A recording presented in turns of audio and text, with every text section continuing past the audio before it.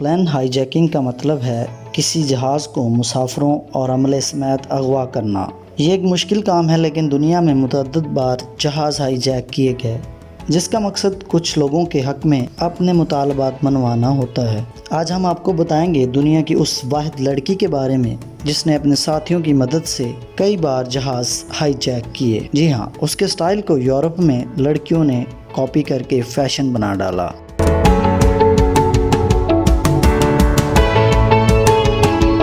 یہ ایک فلسطینی خاتون لیلا خالد تھیں، جو کہ 9 اپریل 1944 کو فلسطین میں پیدا ہوئیں۔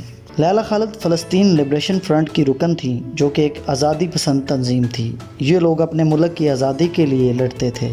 لیلا خالد نے 1968 سے 1971 کے درمیان 4 بار جہاز اغوا کیے۔ انہوں نے اپنی شکل تبدیل کرنے کے لیے متعدد بار پلاسٹک سرجری بھی کروائی۔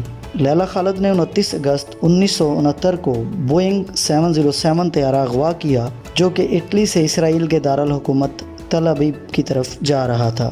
انہیں اطلاع تھی کہ اسرائیل کے وزیر اعظم بھی اسی جہاز میں سوار ہیں۔ لیلا خالد نے یہ جہاز اپنے آبائی علاقہ حیفا کے اوپر سے گزارا تاکہ وہ اپنے آبائی علاقہ کو دیکھ سکے۔ اس کے بعد لیلا اور اس کے ساتھی اس جہاز کو دمشق لے گئے، جہاں اس طیارے کے بدلے اسرائیل سے فلسطینی قیدیوں کو چھڑوایا گیا اور ہائی جیکرز بھی بحفاظت وہاں سے نکل گئے۔ اس واقعہ سے لیلا کو بہت شہرت ملی اور انٹرنیشنل میڈیا پر ان کی تصاویر دکھائی جاتی رہیں، جن میں لیلا خالد نے اسکارف اوڑھا ہوا تھا اور ہاتھ میں انگوٹھی تھی، جس کے اندر نگینہ کی جگہ گولی جڑی ہوئی تھی۔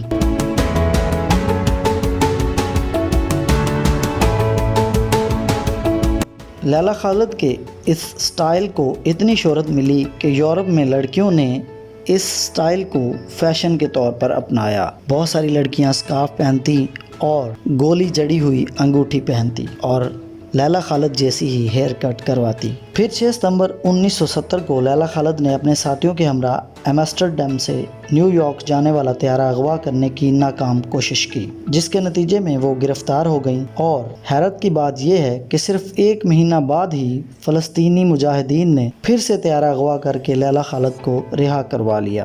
لیلا خالد نے اپنی سوانح عمری بھی لکھی، جو کہ ایک کتاب کی شکل میں 1973 میں شائع ہوئی۔ اس کتاب کا نام مائی پیپل شیل لیو تھا۔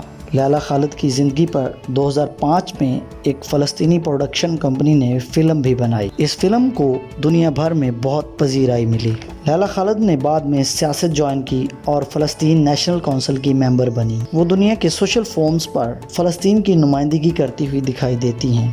ان کی شادی ایک فزیشین فیاض راشد ہلال سے ہوئی اور ان کے 2 بیٹے ہیں۔ وہ اس وقت عمان میں رہائش پذیر ہیں، تاہم وہ ہر فورم پر اپنے ملک کی نمائندگی کرنے میں آگے ہوتی ہیں۔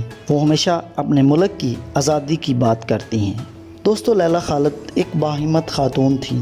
تاریخ ان کی ہمت اور جرأت کی داد ہمیشہ دیتی رہے گی۔